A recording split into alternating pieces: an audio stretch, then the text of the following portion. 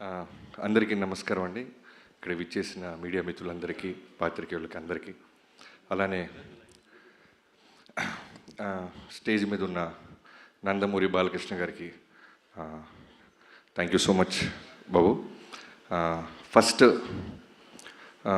వాల్తెరి వేరే జరుగుతున్నప్పుడు వంశీ గారు నా దగ్గరికి వచ్చి డైరెక్ట్గా అడిగిన ఒకటి మాట, నీ సినిమా రిజల్ట్తో నాకు సంబంధం లేదు, నేను బాలయ్య బాబు గారితో సినిమా చేయాలి అని స్టార్ట్ చేశారు. అక్కడి నుంచి ఎప్పుడు కలిసినా బాలబాబు గారి గురించి మాట్లాడుకుంటూ ఉండేవాళ్ళం. సినిమా రిలీజ్ అయిపోయింది, తర్వాత మళ్ళీ బాలకృష్ణ గారితో ఓ రోజు మీటింగ్ అని చెప్పారు వంశీ. సరే ప్రిపేర్ అయ్యా. నాకు అంతకుముందు ఫస్ట్ టైం నేను బాలకృష్ణ గారిని కలిసింది ఒక 4-5 ఇయర్స్ బ్యాక్ ఎక్కడో పూరి జగన్నాథ్ గారి ఆఫీస్లో ఒక న్యూ ఇయర్కి Jan 1 రోజు పూరి గారు కాల్ చేసి, బాబీ నువ్వు అర్జెంటుగా రా, నీకు ఒక ఎక్స్ట్రాడినరీ పర్సన్ని పరిచయం చేయాలి అన్నారు. పేరు చెప్పలా. నేను చాలా ఉత్సాహంగా కార్ వేసుకొని వెళ్ళిపోయాను. న్యూ ఇయర్ రోజు పైకి వెళ్ళేసరికి సడన్గా ఒక వ్యక్తి చాలా సింపుల్గా కూర్చొని చాలా నార్మల్గా క్యాజువల్గా మాట్లాడుతూ అందరినీ నవ్విస్తున్నారు. అక్కడ చూస్తే బాలయ్యబాబు గారు. నాకు గుండెల్లో డంగ్ డంగ్ డంగ్ డంగ్ అని వెళ్ళి కూర్చున్నాను. చాలా కూల్గా మాట్లాడారు. ఆయన సెన్స్ ఆఫ్ హ్యూమర్ ఆ రోజు ఫస్ట్ టైం నేను చూసా. మనం చాలా వింటుంటాం బాలయ్యబాబు గారి కోపం, బాలయ్యబాబు గారు సీరియస్గా ఉంటారు, అది ఇదని. ఇవన్నీ అన్స్టాపుల్ బిఫోర్. తర్వాత అన్స్టాపుల్ స్టార్ట్ అయిన తర్వాత దానికి ముందుగా తేజు గారికి థ్యాంక్ యూ. బాలయ్యబాబు గారిని దగ్గరగా చూసిన వాళ్ళకే తెలుస్తుంది ఒరిజినల్ బాలయ్యబాబు గారు ఎంత కూల్గా, ఎంత సెన్సిబుల్గా ఉంటారు, ఎంత జాయ్ఫుల్గా ఉంటారు, ఎంత ఫ్రీడమ్ ఇస్తారనేది. అదైన తర్వాత మళ్ళీ వంశీ గారితో పాటు నేను ఒకరోజు ఫైనల్గా ఒక మంచి రోజున బాలయ్యబాబు గారిని కలిసినప్పుడు మాట్లాడుకుంటూ ఆయన ఫస్ట్ నాకు 3 ఆప్షన్స్ ఇచ్చారు. నేను సార్ అని పిలుస్తుంటే, బాబీ నువ్వు 3 ఆప్షన్స్ ఇస్తానమ్మా, 3 ఒకటి చూస్ చేసుకో అన్నారు. ఏంటి బాబు? ఏంటి సార్ అన్న. Call me bro, Bala and one more thing, Bala bro, okay 2 Bala ఆర్ బ్రో, ఈ 2 ఒకటి సెలెక్ట్ చేసుకో అంటే నేను బాలా బ్రో బాబు 3 ఒకటి సెలెక్ట్ చేసుకో అన్నారు. నేను వెంటనే బాబు అన్న. బ్రో అల్లేలో, బాలా అల్లేలో. సో అక్కడి నుంచి స్టార్ట్ అయింది బాలబాబు గారితో. సో ఆ రోజు కథ గురించి తక్కువ మాట్లాడుకున్నాం. ఫస్ట్ ఏం చేశారంటే ఆయన నన్ను చాలా కూల్గా, నేను ఇలా ఉండబోతున్నాను త్రూఅవుట్ సినిమాకి అనేది అర్థమయ్యేలాగా నా ముందు ఆయన ఉన్నారు. చాలా గ్రౌండెడ్, చాలా కూల్గా. అసలు బాలకృష్ణ గారు ఆల్మోస్ట్ 2 అవర్స్ కూర్చుంటే ఇంత కూల్గా ఉంటారా అని ఒక పాజిటివ్ ఎనర్జీ. నిజంగానే ఆరా అని మాట్లాడుతుంటాం కదా, మనం ఆ ఆరాని చాలా రేర్గా చూస్తుంటాం, టెంపుల్స్లో ఉంటుంది. నేను ఆ రోజు విట్నెస్ చేశాను ఒక ఆరాని. ఆయన మాట్లాడుతుంటే, ఆయన ముందు కూర్చున్నప్పుడు తెలియకుండానే ఒక వైబు. మనలో ఏదైనా చిన్న భయాలు ఉంటాయి, అన్నీ పోతున్నాయి. అక్కడి నుంచి మొదలెట్టి కథ కంటే ముందు బాబీ మనం ఏం చేద్దాం అని మాట్లాడుతూ ఆయన ఇస్తున్న ఫ్రీడమ్తో ఆదిత్య 369లో ఉన్న ఒక విజువల్ చూపించారు ఆయన. సో మేము ఆల్రెడీ ఒక ఐడియా అనుకుంటున్నాం, ట్రావెల్ అవుతున్నాం. ఈ క్యారెక్టరు ఆయన ఎప్పుడు మాట్లాడేది ఏంటంటే, నా కోసం, నాన్నగారి తర్వాత నా కోసం వస్తున్న అభిమానుల కోసం నేను ఏదైనా కష్టపడతాను బాబీ. సో వాళ్ళు ఏం కోరుకుంటారు, సో వాళ్ళకి ఏదైనా ఇవ్వాలి అంటూ ఆ క్యారెక్టర్ గురించి చెప్పారు ఆయన. సో వెంటనే నేను నా టీంతో కూర్చొని వెళ్తున్న కథలో నుంచి మెల్లగా ఆ క్యారెక్టర్ని, ఆ లుక్లో ఉన్న క్యారెక్టర్ని ఇప్పుడున్న ప్రజెంట్ జనరేషన్కి దానికంటే నెక్స్ట్ బెస్ట్ ఇవ్వాలని కూర్చొని వర్క్ స్టార్ట్ చేశాం. నాకు తెలిసి కథ విషయంలో నేను ఎప్పుడు వినలేదు. బాలకృష్ణ గారితో కొన్ని ఫ్యూ మీటింగ్సే. కథ లాక్ అయిన తర్వాత మళ్ళీ ఏ రోజు ఎక్కడైనా 1-2 ఒక మ్యాక్సిమం చాలా రేర్గా అడుగుతుంటారు ఆయన. అది కూడా ఎలా అడుగుతారంటే, రవి గారు ఇది ఓకేనమ్మా, ఇది ఓకే చూసుకో ఒకసారి, ఇది ఇలా కూడా చూడొచ్చా, ఇది ఇలా కూడా చెప్పచ్చా అంటే దాంట్లో ఏదో ఉన్నట్టు. సో వెంటనే నేను టీంతో బౌన్స్ బ్యాక్ వెళ్ళి వర్క్ చేయటం మొదలెట్టమని. అలా చాలామంది బాలయ్యబాబు గారికి ఫ్యాన్స్ ఉంటారు, డైహార్డ్ ఫ్యాన్స్ అంటారు. నేను వర్క్ చేస్తున్నప్పుడు నేను రాసిన ఒకే ఒక పదం, ఆయన గురించి నేను తెలుసుకున్న తర్వాత రాసిన ఫస్ట్ డైలాగ్, ఒకడెవడో అంటాడు సినిమాలో, ఇతనికి శత్రువులు ఎక్కువ అని. దానికి బాలకృష్ణ గారి చేత ఒక మాట చెప్పించా, అరే ఓ సిఐ సాబ్ హమ్కో దుష్మన్ కమ్, జాన్ దేనే వాళ్ళ ఫ్యాన్స్ జాదా హై. సో అది నిజంగా బాలయ్యబాబు గారితో పనిచేస్తే ఫ్యాన్ అవటం కాదు, లవ్లో పడిపోయి అడ్మైరర్ అయిపోయి మనం ఫాలోవర్ అయిపోతాం. అంటే ఒక సినిమా రన్నింగ్లో ఉన్నప్పుడు నాకు ఏ రోజు కూడా మళ్ళీ ఈ హీరోతో ఇమీడియట్గా చేయాలి, మళ్ళీ కథ రెడీ చేయాలని ఏ రోజు అనిపించలే. ఫస్ట్ టైం నా కెరీర్లో మళ్ళీ బాలకృష్ణ గారితో మళ్ళీ దీనికంటే బెస్ట్ కథ చేయాలని ఆలోచనలు మొదలని. అలాంటి బాలయ్యబాబు గారు ఆరా అది. ఎంత ఫ్రీడమ్ ఇస్తారంటే ఇవాళ రోజున డాకు మహారాజ్ గురించి అందరూ పొగుడుతున్న విజువల్స్ బాగున్నాయి, యాక్షన్ బాగుంది, అన్నీ బాగున్నాయి అంటున్నా. దానికి కారణం ఆయన ఇచ్చిన ఫ్రీడమ్. ఎంత అట్మాస్ఫియర్ ఇస్తారంటే డైరెక్టర్గా, అది నాకు ఆనందం కన్నా విపరీతమైన బాధ్యతని, బరువుని పెంచేసింది.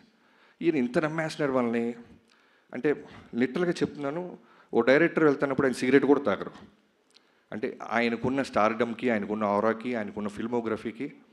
నాకు 6వ సినిమా నేను దాక్కుని వెళ్ళాల్సి వచ్చేది. ఆయన నన్ను చూసి సిగరెట్ పడేస్తారు, వెంటనే లెగిసి మాట్లాడతారు, డైరెక్టర్ గారు వస్తున్నారు సైలెంట్గా ఉండండి అంటారు. ఇలాంటి ఒక ఒక ఒక సూపర్ స్టార్డమ్ ఉన్న హీరో ఎందుకు గాడ్ ఆఫ్ మాసెస్ అయ్యారు, ఇవన్నీ నేను దృష్టిలో పెట్టుకొని ఏదో ఒక విధంగా ఇంత ఫ్రీడమ్ ఇస్తున్నారే, ఇంత గాడ్ ఆఫ్ మాసెస్ హీరో నా చేతిలో ఉన్నారు కదా, మనం బెస్ట్ ఇవ్వాలి అని ఇప్పటిదాకా నేను గర్వంగా చెప్తున్నాను. ఇంకా వర్క్ చేస్తూనే ఉన్నాను, చేస్తాను కూడా. ఈ సినిమా జాన్ 12న ఒక టీం అందరం కలిసి, ఇది నా ఒక్కడి కృషి కాదు, హానెస్ట్గా చెప్తున్నాను, ఒక సైన్యంతో. ఇంకో డైలాగ్ కూడా ఉంటుంది, ఎవడో అంటాడు ఆయన వెనకాల ఒక ముఠా ఉంది అనేదో, అంటే ముఠా కాదు సైన్యం అంటారు. సో అలాంటి ఒక సైన్యం స్టార్ట్ చేస్తే డిఓపి విజయ్ కార్తిక్ కన్నన్ గారు. నేను జైలర్కి ముందే ఒకసారి ఇప్పుడు మాట్లాడాము, నేను వంశీ గారు. అంటే ఏమైపోయిందంటే వంశీ గారు తను కూడా అంతే, చాలా చాలా అంటే బాలకృష్ణ గారికి బెస్ట్ ఇవ్వాలి బాబీ, బెస్ట్ ఇవ్వాలి బాబీ అనేది మనోడు ఎప్పుడు కలిసినా. సో విజయ్ కార్తిక్ కన్నన్ గారి గురించి అడగంగానే వెంటనే టచ్లోకి వెళ్ళి ఆయన పిలిపించి కథ చెప్పడం జరిగింది. సో విజయ్ గారిని ప్రాజెక్ట్లో తీసుకురావడానికి ఫస్ట్ నేను థ్యాంక్స్ చెప్పాల్సింది వంశీ గారితో పాటు ఈక్వల్గా తేజు గారికి. సో నేను తేజు గారికి చెప్పి ఫిల్మోగ్రఫీ అంతా పంపించి, నేను వంశీ గారు ఇలా అనుకుంటున్నాం, ఒక కలర్ ప్యాలెట్ మారుద్దాం, నాన్నగారిని అందంగా చూపించాలి. నా స్వార్థం ఏంటంటే బాలకృష్ణ గారిని ది బెస్ట్ లుక్ ఇచ్చాడు బాబీ అనిపించాలి తేజు గారు అంటే. వెంటనే నాన్నగారితో మాట్లాడి విజయ్ గారి ఫిల్మోగ్రఫీ చూపించగానే ఇమీడియట్గానే యాక్సెప్ట్ చేశారు. సో జనరల్గా ఒక సినిమా అయిపోతుంటే మనం చాలా పనులు అయిపోయినట్టు ఉంటుంది, కానీ ఈ సినిమాకి చాలా ఎమోషన్గా ఉంది. ఒక బెస్ట్ డిఓపితో పనిచేశాను, ఒక బ్రదర్ అనాలా, తమ్ముడు అనాలా, అన్న అనాలా. అంటే ఒకసారి ఎప్పుడో నాకు ఎక్కడో ఒక సేయింగ్ విన్నా, ఒక సినిమా డెలివరీ చేయాలంటే 24 క్రాఫ్ట్స్ ఒక డైరెక్టర్కు ఉన్న విజన్ని వాళ్ళు కూడా అలానే చెడగొట్టకుండా ఇమాజిన్ చేయాలి. బెటర్ చేయకపోతే పర్వాలేదు కానీ చెడగొట్టకూడదు. సో విజయ్ గారితో మొదలెట్టి నేను కథ అనుకున్నది ప్రతిరోజు, అంటే షూటింగ్కి జనరల్గా వచ్చే డిఓపిస్ని చూస్తాం, కానీ రైటింగ్ కూడా వచ్చేవాడు విజయ్ గారు. నాతో పాటు కూర్చుండేవాళ్ళు, నాతో పాటు వాదించేవాళ్ళు, ఎన్నో మాట్లాడుకునేవాళ్ళం. చాలా గుడ్ సోల్. సో ఇప్పటిదాకా నా కెరీర్ లేని బెస్ట్ ఎందుకు వచ్చిందంటే, నా కథని ఫస్ట్ టైం ఆయన ఐస్తో చూశాడు. బాబీ గారు ఏంట్రా గొడవ పడుతున్నాడు, ఇదా వీడికి కావాల్సిందే అని. First day I still remember Balayya Babu గారి మీద ఒక షాట్ పెట్టాం మనం వెంకట్ మాస్టర్ నేతృత్వంలో. ఆ రోజు అనుకున్నా I took a biggest nice decision. Thank you so much bro, I love you so much. ఈ డాకు మహారాజ్ అనేది నీ కెరీర్స్ బెస్ట్, నా careers best. And Venkatanna, Balakrishna గారితో ఆల్రెడీ 2-3 సినిమాలు చేసావు. సో చెప్పాను కదా బెస్ట్ ఇవ్వాలి అని, వాళ్ళని కూడా రైటింగ్ టేబుల్ మీదకి పిలిచేవాడిని. సో తను కూడా మాతో పాటే కూర్చొని మిగతా సినిమాలు చాలా సినిమాలు క్యాన్సిల్ చేశాడు బాబు మన సినిమా కోసం. తను డేట్స్ ఎగ్గొట్టి బాలకృష్ణ గారికి బెస్ట్ ఇవ్వాలని ఎన్నో సిట్టింగ్స్కి వచ్చి నీ బెస్ట్ ఇచ్చావన్నా. సో ఇంటర్వెల్, ఇంట్రడక్షన్, సెకండ్ హాఫ్లో శాండ్ స్టామ్, ఊచకోత థియేటర్లో అరాచకం, ఇవన్నీ చిన్న పదాలు చూసి ఫీల్ అయ్యి ఇప్పటికీ ఒక 200 సార్లు చూసి ఉంటాం. మా అందరికి అదే వైబ్రేషన్ వస్తుంటే డెఫినెట్లీ తెలుగు ప్రేక్షకుల గురించి నాకు తెలుసు. నిజాయితీగా వర్క్ చేస్తే వాళ్ళు ఇచ్చే ఆదరణ, రెస్పెక్ట్. అలానే తమనన్నా వెళ్ళిపోయారా అన్న, నువ్వు అక్కడికి వెళ్ళాలన్నా, నీకు వర్క్ ఉందన్నా. చెక్ అన్న అన్న ఇక్కడ మైక్ ప్రెస్ వాళ్ళు ఉన్నారు కాబట్టి అన్న. ఆయనకైనా చిన్నవాడిని గురు లైఫ్లో, అన్న పెద్ద పెద్ద మాటలు లైఫ్లో ఉన్నా. నాకంటే తర్వాత పుట్టావన్నా నువ్వు? అవును, డెఫినెట్గా. ఓకే, తర్వాత మీ మదర్తో మాట్లాడతాను. Thank you, please. So already Balayya Babu గారిది, తమన్ గారిది కాంబినేషన్ తెలుసు. సో ఈ సినిమాకి ఏంటంటే మోర్ దెన్ సాంగ్స్, అంటే ఈక్వల్గా సాంగ్స్తో పాటు నాకు కావాల్సింది విపరీతమైన బ్యాక్గ్రౌండ్ స్కోర్. బాలయ్య బాబు గారి మీద మేము తీసిన విజువల్స్ అయి ఉండొచ్చు, మేము ఖర్చు పెట్టిన లొకేషన్ సెట్స్ అయి ఉండొచ్చు, సాలిడ్ ఒక ఇంగ్లీష్ బీజిఎమ్స్ ఏదో ఉండాలి. ఎక్కడో తమిళ సినిమాలు చూసి మనం వాళ్ళ రెఫరెన్స్లు మనం వింటున్నామే, మనవి కూడా రెఫరెన్స్లు అవ్వాలి కదా, మన సినిమా ఎందుకు అవ్వకూడదని తమన్ గారిని కలిసాం. సో తమన్ గారు నిజంగా చెప్తున్నాను, ఇందాక నేను బాలబాబు గారు అదే మాట్లాడుకుంటున్నాం, స్పీకర్ అంత పెద్ద స్పీకర్ నేల మీద పడింది. సో థియేటర్లో జాగ్రత్త, స్పీకర్ల కింద కూర్చున్నోళ్ళు జాగ్రత్త, మేమైతే బాధ్యతలం కాదు. అంత బెస్ట్ ఇచ్చావన్నా. అండ్ యుగేంద్ర గారు, అదే చెప్తున్నాను కదా, ఒక సైన్యంగా మన బాలబాబు గారు అందంగా చూపించాలి, బెస్ట్ ఇవ్వాలని వెళ్తాను. నాతో పాటు వచ్చిన సైన్యంలో యుగేంద్ర గారు ది బెస్ట్ వర్క్ ఇచ్చారు. శాండ్ స్టామ్ అది క్రియేట్ చేయటం, ఒక జనరల్గా యానిమల్స్ జోలికి, ఫైర్ జోలికి, వాటర్ జోలికి వెళ్ళకూడదు సినిమాలో. చాలా కష్టమైన క్రాఫ్ట్స్ అవి. ఎగ్జాక్ట్గా మనం అచీవ్ చేయలేకపోతే ఇప్పుడు వస్తున్న సోషల్ మీడియా చూస్తున్నాం, ఖాళీగా ఉన్న వాళ్ళందరూ దాని మీద పడిపోతారు. అలాంటిది యుగేంద్ర గారు ది బెస్ట్ ఇచ్చారు. యుగేంద్రజీ, నేను ఎందుకు ఇందాక మీరు మాట అన్నారు, బాబీ చాలా స్పేస్ ఇస్తున్నాడు కెమెరామ్యాన్కి, ఎడిటర్కి, మాస్టర్కి, మీకు అంటే, అది నేను బాలబాబు గారి దగ్గర చూసా. ఆయన కథను నమ్మిన తర్వాత డైరెక్టర్కి వదిలేస్తారు. అంటే అలా వచ్చి కూర్చొని పొద్దున్నే 7 6 వచ్చి కూర్చొని, ఎండైనా, వానైనా, వర్షమైనా, తుఫానైనా, ఏమైనా సరే, ఇందాక చాలా మంచి రిఫరెన్స్ చెప్పావు బ్రో. ఫైర్లో చేసాం, స్పార్క్స్ పడుతున్నా కళ్ళార్పరు. శాండ్ స్టామ్ విపరీతమైన చుట్టూ ప్రొఫైలర్స్ పెట్టి గుర్రం నుంచి బాలబాబు గారిని తీసుకొస్తుంటే కన్నార్పరు. వర్షం పడుతున్నా అలానే ఎంత ఇంటెన్స్గా ఉంటారంటే, చేసి మళ్ళీ దగ్గరికి వచ్చి మీకు ఓకేనా. తర్వాత చాలా గుడ్ క్వాలిటీ ఏంటంటే, బాలబాబు గారికి డ్రామాలు ఇష్టం ఉండవు, ఓవర్ యాక్ట్ చేయకూడదు ఎవడు. అది నేను 3-4 డేస్లో అర్థమైపోయింది. మనం వెళ్ళిపోయి బాబు బాబు అంటే ఆయనకి నచ్చదు. అలానే ఫ్యాన్స్ ఎవరైనా వచ్చి కాళ్ళ మీద పడుతుంటే నచ్చదు. మీరు మీ పనులు చేసుకోండి, మా పనులు మేము చేసుకుంటాం. అంతగా ఫ్యాన్స్ని ప్రేమిస్తారు ఆయన. అవుట్డోర్స్కి ఫ్యాన్స్ వస్తే తిడతారు, ఎందుకు ఇంత దూరం వచ్చారు, మీకు పనులు ఉన్నాయి కదా, జాగ్రత్తగా వెళ్ళండి దారిలో అని. సో మిగతా నా రైటింగ్ టీం, బాబాయ్ మోహన్ కృష్ణ గారు, మీరు మీకు తర్వాత చెప్తాం. మీరు బాలకృష్ణ గారితో మీరు వేసిన జోకులన్నీ చాలా ఉన్నాయి, రికార్డ్ చేసాం, అన్నీ తర్వాత ప్లే చేస్తాం. సో మోహన్ కృష్ణ గారు, నాది ఆల్మోస్ట్ నా 2003 నుంచి నా జర్నీ. ఒక రక్త సంబంధం లేకపోయినా బాబాయ్ అని పిలవటం మొదలెట్టాను. నాతో పాటు నిరంతరం నాతో పాటే ఉంటాడు ఆయన. ఆయన కొడుకు ఎదుగుతుంటే ఎంత ఆనందపడతాడో, నాలో ఆయన కొడుకుని చూసుకుంటాడు. అలానే చక్రి నా ఫ్రెండ్, నాతో పాటు త్రూఅవుట్ సినిమాలో ఉన్నాడు. ఫ్యామిలీకి నాలాగే దూరంగా ఉన్నాడు, ఎన్నో ఎఫర్ట్స్ పెట్టాడు. బాలబాబు గారికి బెస్ట్ ఇవ్వాలి, బాలబాబు గారు బెస్ట్ ఇవ్వాలి, మా బాబాకి బెస్ట్ ఆపర్చునిటీ వచ్చింది అని. And Vineet, thank you so much. Teasers, promos, posters అన్నీ ఎన్నో బాధ్యతలు తీసుకొని నువ్వు టిల్ డేట్ ఎక్స్ట్రాడినరీగా మనం రిలీజ్ చేస్తున్నావు. చాలా స్పీచ్ పెద్ద అయిపోతుంది గైస్. నిజం చెప్తున్నా, ఈ సినిమాకి చాలా ఫంక్షన్స్ ఉంటాయి. ఇవాళే చెప్తున్నాను, ఎవరైనా ఉంటే మార్క్ చేసుకోవచ్చు. వీడింత బిల్డప్ ఇచ్చాడు ఎక్కడన్నా ప్రమోషన్స్ అని. అనంతపూర్ మేము రాకపోవడానికి కారణం బాలయ్యబాబు గారు తిరుపతిలో జరిగిన ఇన్సిడెంట్కి ఇమీడియట్గా రియాక్ట్ అయ్యి, ఇలాంటి టైంలో మనం సెలబ్రేట్ చేసుకోవటం న్యాయం కాదు బాబీ, నా ఫ్యాన్స్ అర్థం చేసుకుంటారు, వాళ్ళు ఎంతో ఖర్చు పట్టారు, ఎంతో కష్టపడ్డారు. ఆల్మోస్ట్ 3-4 డేస్ నుంచి ఒక పండగగా వాళ్ళ దేవుడు వస్తున్నట్టు వాళ్ళందరూ రెడీ అయిన వాళ్ళు ఒక్క బాలయ్యబాబు గారు ఫోన్ కాల్తో ఎవరు నెగిటివ్ అవ్వలేదు, ఎవరు అప్సెట్ అవ్వలేదు, సినిమా కోసం ఆగారు. ఒక ఎమ్మెల్యేగా బాలయ్యబాబు గారి మనసు అది, ఒక క్యాన్సర్ హాస్పిటల్ అధినేతగా బాలయ్యబాబు గారి మనసు అది అని అర్థం చేసుకున్నారు. నేను ఎక్కడో ఇంటర్వ్యూలో కూడా చెప్పాను, బాలయ్యబాబు గారి ఫ్యాన్స్ బాలయ్యబాబు గారు లాగే ఉంటారు, చాలా వరకు స్ట్రైట్ ఫార్వర్డ్. నచ్చినా నచ్చపోయినా, లైక్ ఎగ్జాంపుల్ వంశీ, తనకు నచ్చిన ప్రమాదమే, నచ్చపోయిన ప్రమాదమే. నచ్చితే పెద్ద పెద్ద స్టేట్మెంట్ చేస్తాడు, భయవేస్తూ ఉంటుంది, నచ్చకపోయినా అలానే ఉంటుంది. వంశీ గారు ఎంత ఫ్రీడమ్ ఇస్తారంటే, మా 130 రోజులు షూటింగ్ జరిగితే నాకు తెలిసి హార్డ్లీ ఒక 5-6 టైమ్స్ వచ్చి ఉంటారండి. యావిడికి రమ్మంటే పర్లేదు గురువు మీరు చూసుకోండి అంటారు. సినిమా అంతా రెడీ అయిన తర్వాత రావటం మొదలెట్టాడు. అంత స్పేస్, అంత ఫ్రీడమ్ ఇచ్చేవాడు Vamsi garu. Thank you so much. I hope మీ డ్రీమ్ 15 ఏళ్ళగా వెయిట్ చేస్తున్న మీ డ్రీమ్ని ఈ సినిమాతో మనం బెస్ట్ ఇస్తున్నాం. మీరు ఇంకా బుక్ మై షో ఆ గొడవలో ఉన్నారు, ఓకే క్యారీ ఆన్, మన సినిమా కాబట్టి. అలానే editors Niranjan, thank you Niranjan, thank you so much, మీకు నిద్ర లేకుండా చేస్తున్నాను. అలానే Reuben bro, thank you so much, నువ్వు ఈ సినిమాకి ఇచ్చిన బెటర్మెంట్ కట్ చాలా చాలా హెల్ప్ అయ్యింది. అంటే సినిమాని చాలా పై స్థాయికి తీసుకెళ్ళింది. And Shekhar master garu and Shankar master, thank you so much. And Avinash Kolla garu, నేను ఫస్ట్ టైం అవినాష్ గారితో పనిచేస్తున్నాను, ఆర్ట్ డైరెక్టర్. అంటే చెప్పాను కదా, నేను జనరల్గా దేవుణ్ణి, ముహూర్తాన్ని నేను నమ్ముతాను, కానీ బాలబాబు గారిని చూసిన తర్వాత వాటి వైబ్రేషన్ నిజంగానే నాకు అర్థమైంది. ఏ ముహూర్తాన ఆయన కథ విన్నారో, ఏ ముహూర్తాన్ని ఆయన సినిమా పూజ ముహూర్తం పెట్టారో నాకు తెలియదు. ఆ రోజు నుంచి అన్నీ ఈ సినిమాకి పాజిటివ్గా జరుగుతూనే ఉన్నాయి. అలానే Avinash garu one of the best art director. ఏ రోజు కూడా మాకు ఇది కాదు, ఇది అవ్వదు అని లేదు.